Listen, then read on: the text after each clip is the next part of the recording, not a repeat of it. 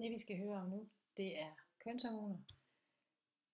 Og hormoner i det hele taget er kemiske stoffer, som sørger for, at der kommer signaler rundt fra mellem forskellige dele af kroppen.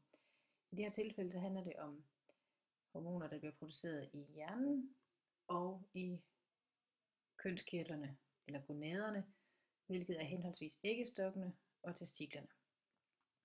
Heroppe i hjernen, der har vi et område, der hedder hypotalamus. Her bliver produceret et stof, der forkortes GnRH, og det står for gonadotropin releasing hormone. Det er et hormon, som frigives heroppe i hjernen, og som påvirker den kirtel, der sidder lidt længere nede, som hedder hypofysen. Hypofysen, når den bliver påvirket af gonadotropin releasing hormone, så begynder den at frigive to andre hormoner. Dem jeg har skrevet her. Det ene, der hedder FSH, som står for follikelstimulerende hormon, og LH, som står for luteiniserende hormon. De to hormoner her er nogen, som direkte har forbindelse til kønsudviklingen, og det vil sige, at produktionen af dem stiger, når man kommer i puberteten, og de har blandt andet medindflydelse på, hvordan man får udviklet de sekundære kønskarakterer. Hvis vi kigger på her, hvordan hormonproduktionen foregår hos drengene, så har vi igen hypofysen heroppe, som er blevet påvirket af GnRH fra hypotalamus. Når den bliver påvirket her, så frigiver den FSH, altså follikelstimulerende hormon, og luteiniserende hormon. Det frigives til blodet, det vil sige, at det bliver transporteret rundt med blodet og kommer ned i testiklerne, hvor vi har Leydig-cellerne siddende der liggende. Det her LH-hormon fremprovokerer produktionen af testosteron, altså det mandlige kønshormon i Leydig-cellerne. Det betyder, at testosteron, som her er markeret med den blå, frigives til blodet og kommer ud og bliver cirkuleret rundt. Det vil sige, at det kommer rundt i hele kroppen. Som jeg sagde før, så bliver det muligt, når der frigives en del testosteron, som der gør, når puberteten indtræder, det betyder, at der kommer mandlige kønskarakterer. Det betyder, at der udvikles skæg, hår på brystet, hår på kønsorganerne osv., som er noget af det, der kommer, når man kommer i puberteten. Leydig-cellerne påvirkes af LH og producerer testosteron. Udover det, så frigives der også fra hypofysen FSH, det der også hedder follikelstimulerende hormon, som påvirker Sertoli-cellerne, som er dem, der ligger inde i sædrørene. Mellem stamcellerne har vi Sertoli-cellerne, og de påvirkes af FSH til at lave det, der hedder en receptor. Den receptor her er en, der passer til testosteron, så den kan sætte sig på der, og når den sidder fast på den her, så de laver sådan et kompleks, så er de så i stand til at gå ind i stamcellerne, eller påvirke stamcellerne, og dermed påvirke modningen af sædcellerne. Så testosteron og receptoren kan gå ind og påvirke, så vi får de her stamceller, vi har her, til at udvikle sig til sædceller. Og det I kan se, der er illustreret her, det er meiosen. At vi har stamcellerne, som gennemgår meiosen, så vi får halveret kromosomtallet og får færdige sædceller udviklet her, når vi nærmer os midten af sædrørene.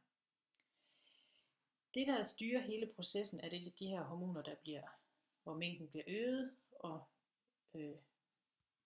hæmmet i perioder. Fordi vi har jo lige snakket om, at det her hormon påvirker hypofysen til at frigive de her hormoner. Men på en eller anden måde, så skal vi have det stoppet igen, for ellers bliver det bare ved med at producere hormoner, og så kommer der egentlig overskud af hormoner. Så det, der sker, det er, når mængden af testosteron stiger, ved at Leydig-cellerne bliver påvirket, så på et tidspunkt, så er der så meget testosteron i blodet, og det løber rundt i hele kroppen. Det er jo ikke kun nede i testiklerne her, det kommer også rundt op omkring hjernen, og det kommer helt op i hypotalamus. Og der registreres mængden af LH og FSH. Og hvis den er rigtig stor, så sker der det, der hedder negativ feedback, at produktionen af GnRH stoppes, og dermed stoppes produktionen af LH og FSH. Så det bliver altså automatisk skruet ned, når man er nået en vis mængde. Det er i princippet lidt ligesom en termostat på en radiator, som kører med fuld tryk indtil der er nået en eller anden bestemt temperatur. Så stopper den med at afgive varme, indtil temperaturen falder, så begynder den igen.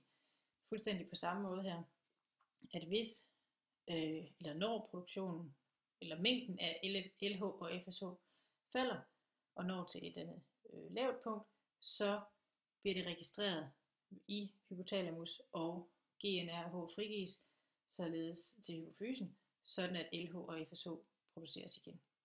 Så det er sådan hele tiden en vekselvirkning, der kører, hvor man så har et begreb, som de har skrevet her, negativt feedback, som altså betyder, der skal slås bremserne i, vi skal have det stoppet, skruet ned for produktionen.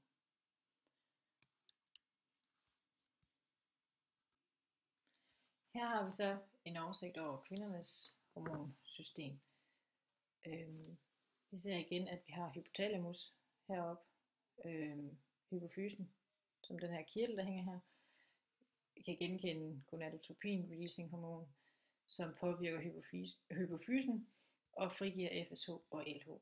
Det, der er vigtigt at huske på her, som også bliver mere tydeligt i den næste figur, det er, at LH og FSH virker ved at påvirke forskellige dele i æggestokken, men som I kan se her, så er der noget negativ feedback, men der er altså også noget positivt feedback. Det vil sige, at FSH påvirker modningen af folliklerne ned i æggestokken, således at ægget langsomt modnes, og der frigives østrogen. LH påvirker ligeledes folliklens modningen og er med til at frigive østrogen, men har også betydning for det gule legemes udvikling og hermed produktion af progesteron længere henne i cyklusen. Østrogen, mængden vil stige, når der er jo mere FSH der er. Indtil et vist punkt, så vil den mængde østrogen, der er, have en negativ feedback på FSH, det vil sige, at FSH-produktionen vil falde. Det gør den så lidt forskudt i forhold til, hvis når den her falder, så var det lidt en østrogenproduktion falder, det vil sige, at østrogen når at stige meget kraftigt, så kraftigt, at den når en tærskel, der gør, at den giver positiv feedback til hypotalamus, sådan at vi får en frigivelse af gonadotropin-releasing hormon, som påvirker produktionen af LH, så den stiger markant. Jeg skal nok gentage det igen i forhold til næste figur, men som netop er det, der forårsager ægløsningen, og dermed produktion af østrogen og progesteron fra det gule legeme, som så på et tidspunkt, når det gule legeme henfalder, hvis der ikke sker en befrugtning, bevirker en negativ feedback, så vi får skruet ned for FSH og LH. Den næste figur her viser hele menstruationscyklus, og når det er en cyklus, så kan man sådan set selv bestemme, hvor man vil starte. Så jeg vil forsøge at gøre det, som jeg finder det mest logisk, men der er mange steder, man kan starte. Man snakker om menstruationscyklusen opdelt i 4 faser. En menstruationsfase, hvor man selvfølgelig har menstruation. En follikelfase, hvor der sker en modning af folliklen. Så kommer ægløsningen, altså hvor ægget frigives, og befrugtningen kan forekomme. Så er der en luteal fase, som er her, hvor det gule legeme producerer en masse hormoner, for at gøre livmoderslimhinden klar til det befrugtede æg. Sker der ikke en befrugtning, så vil der selvfølgelig forekomme en menstruation, og det vil sige, at som man kan se her, så vil livmoderslimhinden blive afstødt. Det er det, der sker ved menstruationen, og tykkelsen af den vil falde. Det hernede, det er tykkelsen af livmoderslimhinden, hvor man kan se, at ved menstruation er den selvfølgelig rigtig tynd, eller hvad skal man sige. Så bliver den langsomt bygget op, blandt andet på baggrund af de her hormoner, sådan at den kort tid efter ægløsningen er her klar til at modtage det befrugtede æg, som så vil vokse sig ind i livmoderen og danne moderkagen.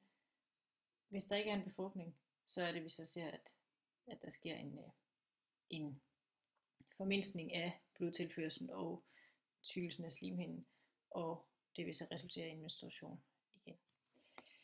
Det, der sker, er jo et komplekst samspil af de her hormoner. Vi kan se heroppe noget af det, som vi så i æggestokken på den figur, vi har snakket om tidligere. Vi ser folliklen her, der langsomt vokser og vokser og vokser, indtil den er moden, og der sker en ægløsning. Vi har ægget, det færdige æg her, som netop kommer ud i æggelederen herude, og er klar til at blive befrugtet. Inde i æggestokken, mens ægget bevæger sig ned her, sker der så en omdannelse af resten af det her follikelceller, der har været med til at udvikle ægget, til det gule legeme, som producerer nogle hormoner, som altså sørger for den her opbygning af livmoderslimhinden. Sker der som sagt ikke en befrugtning, så begynder det gule legeme langsomt at degenerere og forsvinde, og det vil sige, så falder produktionen af de her to hormoner. Ligesom hos drengene, så sker der en styring af hormonerne op fra hjernen. Op i hypotalamus har vi altså igen gonadotropin releasing hormon, der stimulerer hypofysen til at frigive FSH, follikelstimulerende hormon, og LH, luteiniserende hormon. Parentes bemærket, så hedder det luteiniserende hormon, fordi det i høj grad har kobling til det gule legeme, som hedder corpus luteum på latin. En lille bonusinformation. Når de her bliver frigivet, så stiger blodets indhold selvfølgelig af FSH og LH, og det påvirker produktionen i æggestokkene. Det betyder, når vi har en øget mængde FSH, så sker der en langsom øget produktion af østrogen.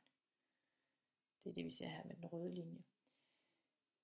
Når der er sket en vis mængde af østrogen, så begynder det at have en negativ feedback på FSH, og det vil sige, at FSH-produktionen bliver skruet ned.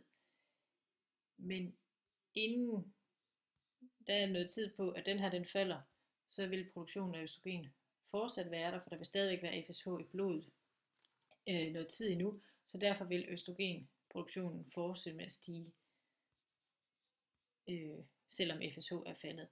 Når østrogen fortsætter med at stige her, så har det, som jeg nævnte i forrige figur, altså en positiv feedback på hypotalamus. Det vil sige, når østrogen bliver ved med at stige, påvirker den hypotalamus til at frigive GnRH, som i det her tilfælde resulterer i en massiv udskillelse af LH, som er det, vi ser her.